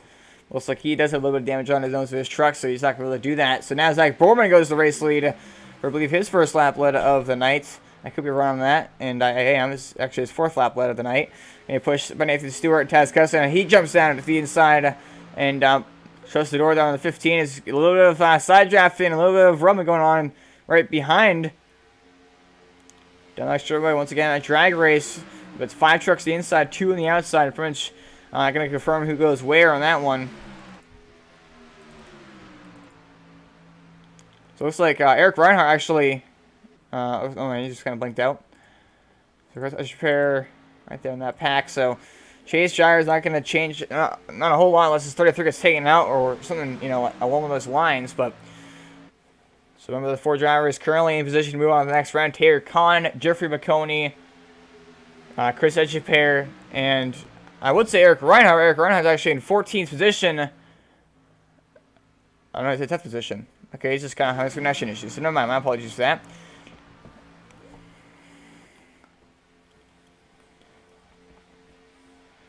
So now Nathan Stewart continues to get pushed by Taz Kessler, but just not able to make enough of a run to get around this inside line. Is you know, just starting to work the side job as best as possible, but that's all they have going for them right now. I know the 15 Cody Smith gets turned sideways, and it looks like he's going to hate onto it. But that puts the 8 of Crusaders Jr. now in the outside wall. I'm not quite sure what exactly caused that, if it was off the nose of the 8 of Crusaders Jr., but somehow the 15 hangs on with his contact in the front again as the 10 and then the 13 going sideways. Taylor Comics at 3. Nathan Stewart going to not save it. He's going to spin around and it'll bring the caution flag out. Maybe not. We stay green. Zach Borman also going around on the apron, but somehow that did not bring the caution flag out. So Nathan Stewart, Zach Borman, 2 of your leaders and McLaren Motorsports drivers getting taken out now. So now it's Brandon Dennis, Cody Smith, Taylor Kahn, a top 3 in this pack, or at least on the lead lap. Taz Kessler, Brendan Wilson not fighting for position right now, just trying to help their teammates out, or just up here for the fun of it. As now Brandon Dennis holds on to the race lead. Cody Smith right there behind him. Taz Kessler, lap truck behind. Taylor Kahn sitting back there in 3rd. Remember, he is currently in the chase. If he finishes where he is right now, he'll actually get in the chase by quite a bit. So it looks like he actually is not going to try to contend for, but it's blocking going on. That's going to turn the 95 around. That will be the caution flag out. 2 laps to go. And Cody Smith got blocked late again, but luckily for him this time, the caution is going to come out on just 2 laps to go, and that'll end the race as Brandon Dennis goes right on. His engine actually going to blow up. And we're going to take a look back at all of what took place in the last couple of laps, as that was pretty crazy to say the least. So take a look now at the contact that happened between the 10 and the 13. We'll cause them to kind of go sideways there. Then also the save, actually. First, the save by the 15 of Cody Smith, which first was the race-winning move here. You see, he's right on the bumper of Zach Borman, and cruising and shooting, just getting left for a corner panel of him, and pretty much hook him down the racetrack, and somehow he's able to hang on to it. 95 got turned up the racetrack into the outside wall, but they all managed to somehow save that contact between them. Then you see them moving around everybody, and there's a neck kill between the 13 and the 10. Unfortunately, that causes the 10 to get turned on the racetrack into the 13, and 01 gets a little tiny piece of it. They both go spinning. Somehow right here, Nathan Stewart tried to save it. He almost had it saved. Unfortunately, he just came back with the racetrack, not quite able to get it there as he locked it down. Just barely missed Brian Wilson. Hit the outside wall head on, spun around a couple times, and no caution came out for that. But then fast forward just a lap later, and so Scotland has put it behind the wall. Fast forward just a lap later, and we're coming to 2 to go now. You see the 15 go to the outside of his teammate Taz Kessler. 95, Brennan Wilson tries to, Dennis tries to block. He's not quite clear, comes up across his nose. Identical we saw last week with the 15 getting blocked like that, just too late. Guys not really listening to the responder and playing it too aggressive, and Brennan Dennis goes sideways, and that brought the caution flag out. Approaches immediately, he's got to turn sideways, but either way, Cody Smith now is going to get the race victory here tonight from Talladega.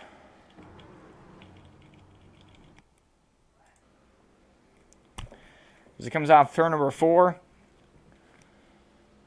and down through the short chute. As we see the checkered flag wave here after getting redemption from last week, getting blocked too late, and that cost for the win as he got wrecked on the white flag. But this time it's going to come to the go, and he gets blocked late. But luckily this time for him, he's going to hang on to it. And definitely want to talk to him and talk about that amazing save early in the race. But he's going to come across that finish line. Cody Smith going to get the victory here tonight. Taylor Kahn is your second place. He's also going to move on to the next round of the chase. Shifaconi, third place, also going to move on to the next round of the chase. Chris Etcheper moves on to the next round of the chase. Eric Reinhardt as well. Looks like Jeffrey Price will be the final driver. That is 1, 2, 3, 4. So yeah, Jeffrey Price, the next driver, moving on to the next round of the chase. So congratulations to all of them. And now take a quick commercial break. We're going to come back and talk to your top few finishers and your chase drivers as well. And take a look at the results here at top to bottom. So we're right back after these messages.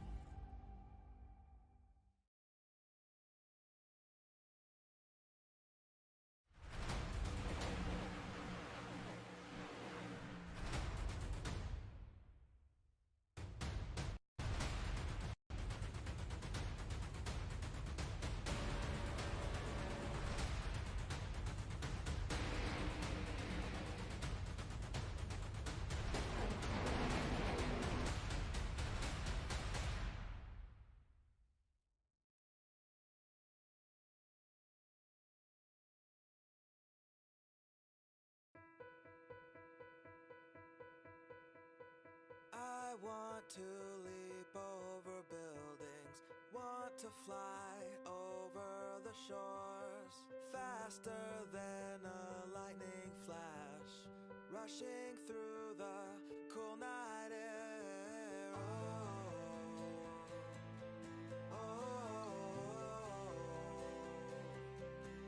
So start ignition, count to zero.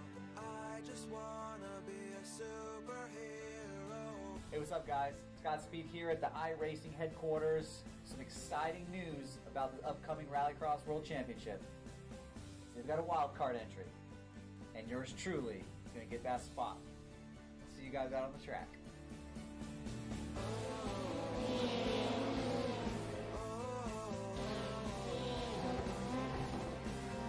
So start ignition, count to zero. I just wanna be a superhero.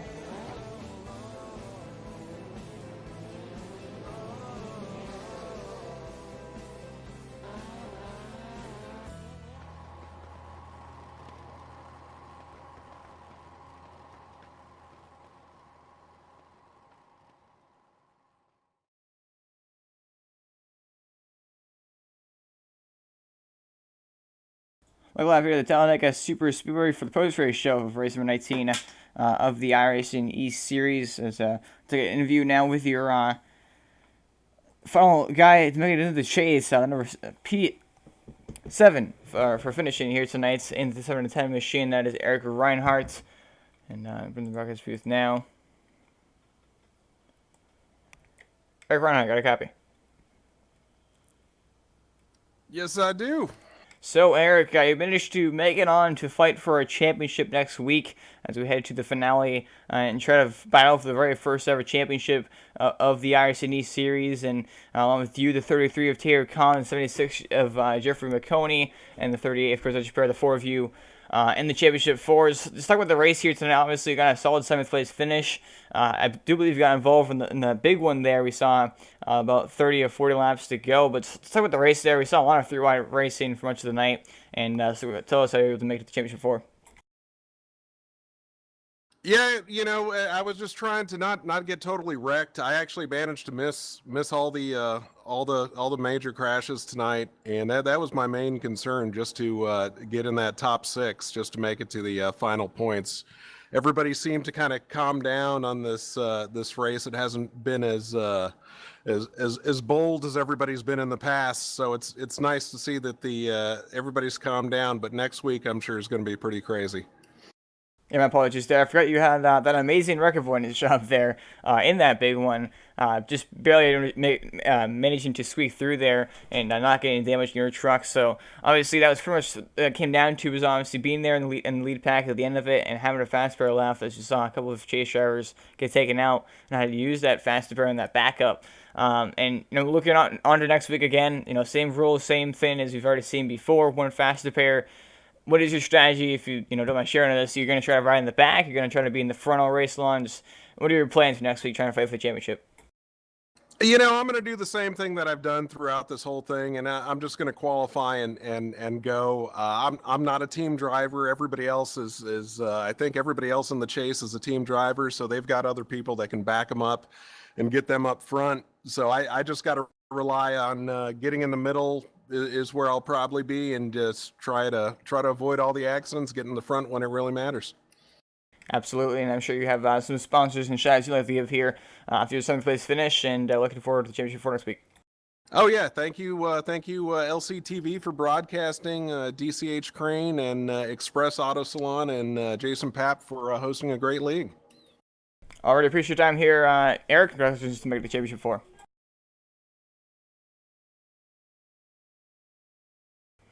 Of the number of 710 entry, Eric Reinhardt finishing off in 7th place here tonight, but he'll fight for championship next week. And now we're going to talk to the driver of the 38 of Chris Edgepair. Chris Fisher, got a copy? Yeah, I got a copy. So, Chris, coming into this race, a 10 bonus point advantage for the rest of the field after your win last week from Daytona, but you didn't actually need that here tonight, finishing off in 6th place. You, I believe, actually, technically, got the most amount of points of any chase driver here tonight, but your third highest finishing chase driver in the field. And unfortunately for you, you got caught up in those crashes, but luckily for you, able to make your way back up through the field there and try to battle it out. And just shy of a top 5 finish here tonight, but obviously a great finish for you nevertheless. And obviously the goal was to get in the championship 4 and battle for a championship next week. Just talk about that race there, man, and talk about what you think your chances are next week. Well, honestly, I wasn't expecting anything from this week, to be honest with you. I just was going to ride in the back and just try to avoid the wrecks, and that didn't work out that well on the lap. What was it, 30 for that big one? But I didn't want to bank off the 10 points because I knew we had a solid group of guys, and I just didn't want to risk it. So I'm thankful from the position I got, top 10, which is where I wanted to be at during the race, is top 10. And, just didn't want to push it. So. Yeah, absolutely. We did see a couple other guys get involved in crashes. I don't believe any chase driver actually got knocked out of the race because of crashes, but some of them kind of got knocked to the back of the pack and weren't able to make it back up after that. And, a couple like Brandon Wilson, I believe, was trying to play it safe because of the fact he knew they didn't have a fast pair left. And unfortunately for him, it went green and pretty much the rest of the way until that caution came out to end the race off. But talking about, green flag pit stops, we don't see it very often here, as you usually have, cautions spread out through the race, 2, 3, 4, average. I think we saw a couple weeks ago, we saw a caution fly during the middle of them. So talk about green flag pit stops. And the difficulties of that with the strategy. Do you take fuel only? Do you take tires? And looking at how much fuel you got towards the end of the race. Yeah, we were actually talking about 10 laps prior to making a pit stop because we were running clean. We were going to expect a green flag pit stop because everyone was being clean. So we're like, all right, when do we want to go? What are we going to do? So we were coordinated up at the front when we wanted to pit, what we would do. And I'm just thankful no one was speeding down pit road. No one wrecked when we went down there. And it was smooth. It was very smooth for all of us. I'm actually real happy we did that because we really don't have that many green flag pit stops during the regular season or the playoffs. So that was kind of fun and interesting. Yeah, absolutely. And, of course, looking on to next week, just talked to Eric Reinhardt. He does not have any, teammates, of course, but you being a part of Dipstick Racing there with the 501 and Brandon Wilson. Jason Pappy, unfortunately, actually both of them, unfortunately, missed the chase the next round here. But obviously, they're going to try to do everything they can to try to get you the championship. Talk about, the teamwork is going to have to come into play next week as we look forward to crowning their first ever champion here of the iRacing series. Well, first and foremost, I'm going to tell my guys, just don't go for the win. Don't worry about me. I mean, yeah, they're going to help me out, but I want to do it, I want to do it with I want to beat against Jeffrey McConey, Eric Reinhardt, and Tara Khan. I want to work with those guys. I want to be up there in the front with those guys. I want to work with them and just battle out between us four. Teammates, it's gonna help for most of the race. 710, I'll work with 710 next week. I don't mind that one bit because he's part of the playoffs. He's part of the championship Final Four, and I'm just gonna be where I need to be. Absolutely, and I'm sure you have some sponsors and shout-outs to give here after your 6th place finish and championship 4 lock. Yeah, I got definitely thank DCH Crane and the Express Auto Salon for giving us this opportunity to race here. Jason Papp. We got that trophy on the line next week. I want that trophy. I really want it. So, and thank you guys for broadcasting. And I'm really looking forward to next week, guys. Absolutely, same here. Can't wait for that, and wish best of luck there next week. Yeah, hope you all enjoyed the show. Hope you all enjoyed tonight as well, as much as us drivers did. Yeah, it's pretty exciting. All right, that's driver of the number 38 machine, Chris Echeper, going into the number 3 seed for next week as one of the championship 4 drivers. Of course, I was going to be tied anyway, but he ended up finishing 3rd highest. Actually, I guess 1st highest if you count points in general, because he had a 10 bonus point advantage going into this race. But now, driver of the 76 machine, Jeffrey McConey, finishing off as in the Brother Podcast booth now. Jeffrey McConey, got a copy? I do have a copy.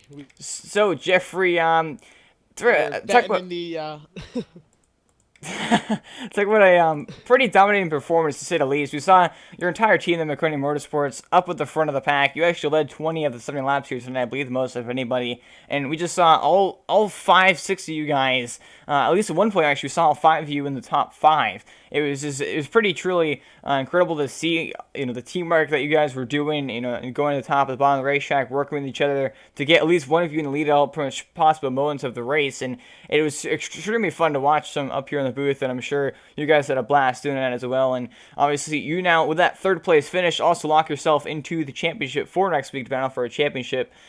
Just walk us through that race, the teamwork that went through, and what your plans are for next week. Well, I'll tell you what, it was absolutely incredible teamwork. We actually worked with our satellite team. We felt Makoni Motorsports had 5 drivers, and we said, okay, we got to put a cap on this somewhere. So we set up a satellite team, Rebellion Racing, with Nate Stewart and Cody Smith. But, they're right there with us in everything but name. And boy, did everyone just really work together to make this win and this advancing to the next round possible. We were talking the whole time, planning everything out, and if I didn't have those guys, I would not even have made it past the round of 16. It is really incredible. So first and foremost, thank you to Greg McConey, my brother, Nick Kessler, Zach Bowerman, Anthony Alfredo, who couldn't be here tonight, Nate Stewart, and Cody Smith. Those guys are just top of the line, best guys we could possibly race with, and that's why we decided to team up with them. Yeah, absolutely, and of course, the 15 machine actually managed to pull all the victory here tonight, and what was a very similar finish to what we saw last week, except this time it was 2 laps to go, and the caution flag came out to pretty much get him the victory. But obviously, looking at next week, I don't believe we're not. I do believe we're going to a plate track, and I don't think we're doing the 5 race off thing for next week. Correct me if I'm wrong on that one, but I believe we're going to either Daytona or Talladega, obviously. And, talking about the teamwork there, as we saw in this race, it was absolutely fantastic with all 5 or 6 of you guys. But, next week is going to matter the most. And I believe, you are the only driver out of that stable to be a Championship 4 driver. How much teamwork is going to happen next week?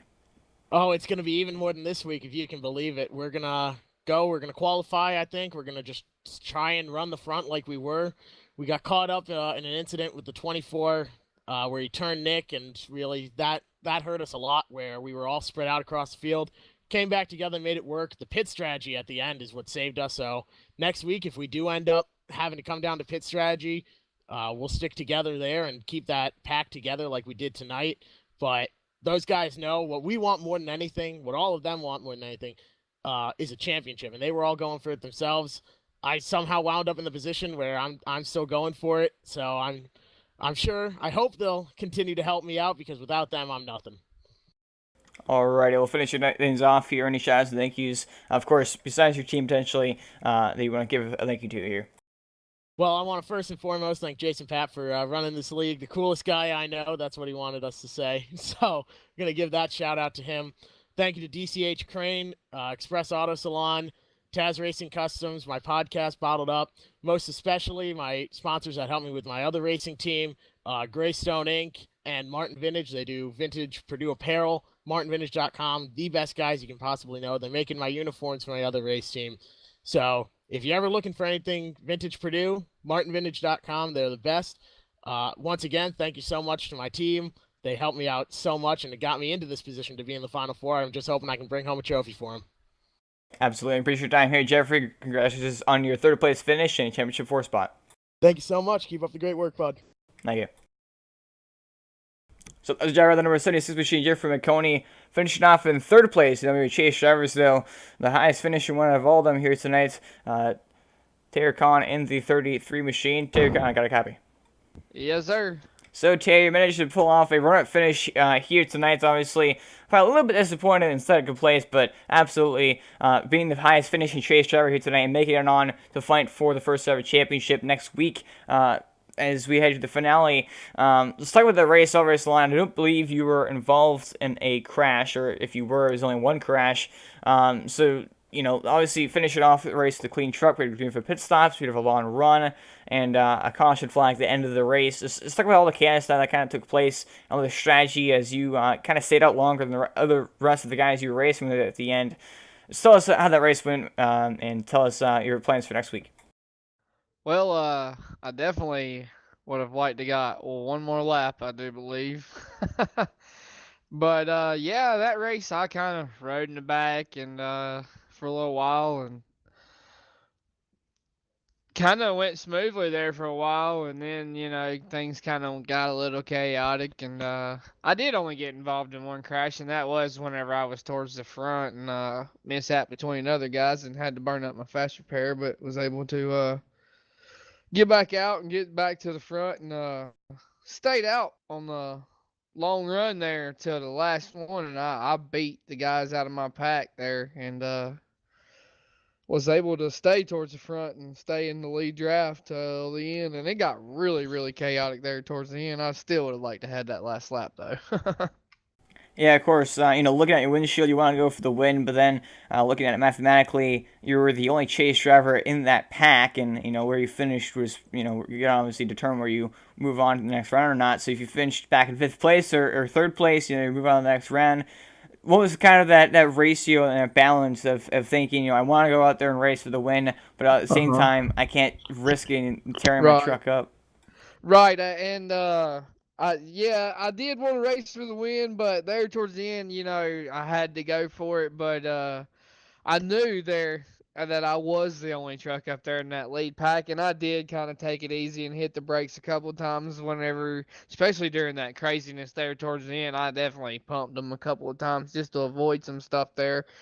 But I knew, there in that lead draft that I was the one up there, and I kind of took it easy there. Went for the win there at the end, but those guys kind of got squirrely and screwed that up. So second ain't bad. A win in a second throughout the chase isn't bad at all, I don't think. Yeah, absolutely. And now we move on to the championship 4. We're looking to try to battle for a trophy and being the first ever iRacing E-Series champion. Talk about that race next week and talk about what is your strategy heading into the finale. I think I'm going to go with the same one I've been going with, Lucas. I've been starting dead last ever chase race, riding halfway, and then trying to wiggle my way towards the front and kind of strategize it from there. But usually halfway is my mark to where I'm just super, super conservative, and then I'll work it from there.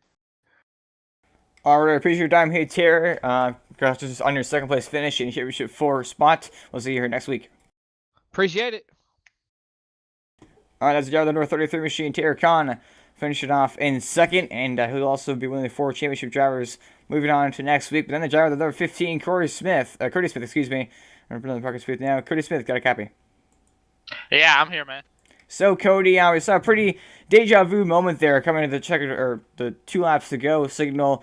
Last week at Daytona, you kind of got blocked there late and basically got racked on the last lap coming to the finish. And then here in this race, you jumped to the outside, somebody blocked you late, turned himself, but this time, luckily for you, it was with 2 laps to go, and you were able to hold on to it when the caution flag came out. And it's like with that race, you and your teammates, McConey Motorsports, and obviously the affiliate Rebellion Racing, working together all race long, keeping all 4 or 5 or 6 of you guys in the front. I'm kind of losing track here. It was pretty fun to watch, obviously. All 3 of you guys kind of going through wide racing each other, working together, and obviously not being a chase driver, kind of spoiling things here in the chase and the round of 8, but just talk about that finish and that race over Sloan. Yeah, I think next time I'm going to hang a left instead of going to the outside. We were a few hundred feet away from the finish last week, and I was hoping to pick up a win at Daytona. But to do it in my hometown at Talladega, I grew up 10 minutes from the track, man. It's special. It was fun. The race had everything you could ask for. It had strategy. It had action.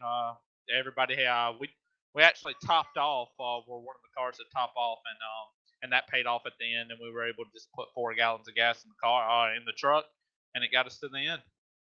Absolutely, and at one point, I believe you and 4 of your teammates were filling out the entire top 5 with, I believe, 10 back a lap down somewhere. But like I mentioned, the teamwork there, and obviously a lot of you guys kind of got separated there during that run of the pit stops. You and the 01 hooked up together when the 01 was a lap down, and then obviously I believe Nathan Stewart was up there with you guys as well. But let's talk about the team strategy there, and of course the Greenfield pit stops with that strategy of, do you take no tires, you take 2 tires. We saw a couple of guys take 2 tires, and some guys even take 4 tires. That cost them any shot at the win pretty much. But obviously you mentioned taking less fuel, and a couple of other guys was able to get you towards the front of the lead. And I also want to bring up turn 3 there, turn 4. You actually got bumper hooked there by the 8 of Christian H. Jr., got turned sideways on the apron, and was barely able to hang on to it. Let's talk about that save and all the strategies that took place there. Yeah, man. Starting at the beginning of the race, my teammate Zach Bowerman, the 10, had to start from pit road. He actually went 2 laps down, and my plan was to stay up front all race. Thought that was the safest place, but I slid through my box and got too far to the right and backed it up, and it took me like 15 seconds. Completely embarrassing. So I went to the back of the pack and picked the 10 up, and we just went to the front like a rocket. I mean, Zach was awesome tonight, and just pushed him up to the front, and then yeah, that save in the 3, it was wild. It just got bumper hooked. I do believe by the 8, and I was like, let's hold on to it. Let's hold on to it. And I was lucky enough to do it, and people around me didn't crash. Awesome driving by them, and we were just able to hold on for the win. Absolutely, and like I mentioned, redemption from last week. It looked like you had the run; it was going to take the victory, and then got blocked late and put in the wall. But very similar thing here tonight. Of course, the caution flag came out for you, and you're able to hold on to it. But moving on to next week, of course, you not being able to chase drivers, making I believe it was your first start last week, actually Daytona. Looking forward to the championship for your teammate Jeffrey McConey and the chase. What is going to be the team strategy of you and McConey Motorsports to try to help propel that 76 to the championship? I'm not going to give all our secrets away, but I'll definitely push him until the white flag. But after that, man, you got to do what you got to do for you. Winning feels good, and just going to take a little shot at all 4 of the chase drivers and let them know next year that I'm coming, and look forward to being in the playoffs. Absolutely, and I'm sure you guys have some shout outs and thank yous you want to give here after your victory here tonight. McConey Motorsports just added me this week. Zach Bowerman, he was my partner tonight. He helped me out a ton. DCH Crane, as a sponsor, and just the iRacing series. I've been in 2 races, a fun group to run with, and just great racing all around, and it was really fun tonight. Absolutely appreciate your time here, Cody. Congratulations on the win, and we'll see you right here next week for the finale. Yes, sir. Have a good night. You too. So that's driver number 15, Machine Cody Smith. As we're going to finish things off here from Talladega. Look at the results here, top to bottom. So Cody Smith gets the pole victory here tonight. Thayer Conn finishing off in second. Jeff McConey in third. Greg McConey in fourth. Xavier Trapp fifth. Chris Pair sixth. Eric Reinhardt in seventh, being the final chase driver to make it in. Zach Borman in eighth. Jeffrey Price just missed the chase, unfortunately finishing off in ninth. And his teammate Ryan Worley running out the top 10. 11th place here tonight is Pop, also missing the next round of the chase. Unfortunately, Brandon Dennis finishes 1 lap down in 12th after making that move there, that block from the 15 that turned himself. Brendan Wilson also missing the next round of the chase. 13th, it was Win. 14th, Russ Nash. 15th, Nathan Stewart. 16th, Taz Kessler. 17th, Legas Carlson. 18th, Kirsten Jr. 19th is Scott Leitner. Unfortunately, missing the next round of the chase in 20th.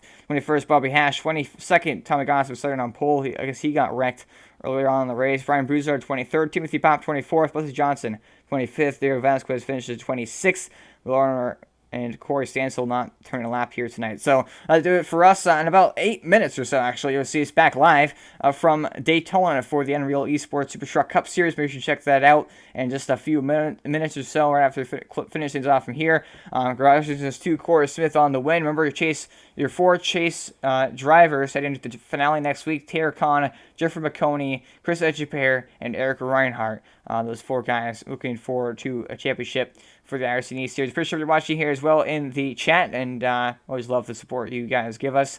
And make sure check out also on Monday night Ashford Sports Cup Series heads to Atlanta Motor Speedway after some glitchy hosted sessions. Unfortunately, I was able to let that run last week, but it'll be run this next week. And appreciate you watching. It's LCTV. Have a good night.